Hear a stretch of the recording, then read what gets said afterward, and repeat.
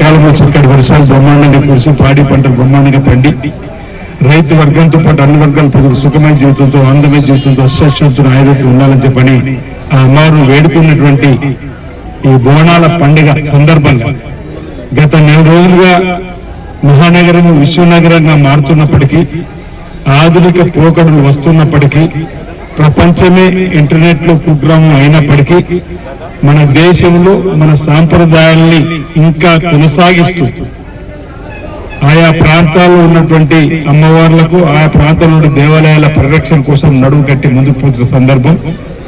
ప్రాచీన కాలం నాటి దేవాలయంలో ధూప దీప నైవేద్యం ప్రతిరోజు తెలంగాణ వ్యాప్తంగా పట్టణాలలో గాని పల్లెటూర్లలో గాని ప్రతి వార్డులో గాని ప్రతి వీధిలో గాని బోనాల పండుగ జరుపుకొని అమ్మవారిని భక్తి శ్రద్ధలతో పూజించడం మనకు అనువైతే ఈ ఆషాఢ మాసం నెల మొత్తం వివిధ ప్రాంతాలలో అమ్మవారిని వేడుకుంటాం.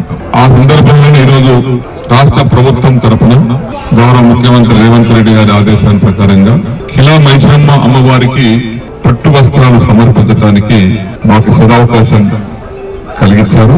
వారికి హృదయపూర్వక ధన్యవాదాలు. నాతో పాటు సహృదయులు మన జట్టు అసెంబ్లీలో ఉత్సాహవంతులు శ్రీ ఆది శ్రీనివాస్ గారు కూడా ఈ పట్టు వస్త్రాల సమర్పణలో వారు కూడా భాగస్వాములు అయ్యారు. మా ఇంటికి వచ్చి తీసుకొని ఈ దర్శనం కలిగించినటువంటి కేఎల్ఆర్ గారికి కూడా హృదయపూర్వకంగా ధన్యవాదాలు. అమ్మవారికి పట్టు వస్త్రాలు సమర్పించి వారి దర్శనం చేసుకున్నాం, ఆశీస్సులు అందుకున్నాం. కిలా మైసమ్మ ఇది మొదటిసారి వచ్చాను. అగ్రికల్చర్ మినిస్టర్ ఉన్నప్పుడు మరి చార్మినార్ ఆ పక్క తిరిగాను కానీ ఇక్కడ రాలే. నాకు మొట్టమొదటిసారి కిలా మైసమ్మ అమ్మగారి దర్శనం లభించినందుకు నేను ధన్యుడిగా భావిస్తూ సందీప్ ప్రొడక్షన్ హౌస్ పేరే భద్రకాళి. సో ఇద్దరం వచ్చాము, ఆనంద్ కన్నాతో రామ్తో అందరం ఇక్కడ మొక్కోవడానికి వచ్చాము.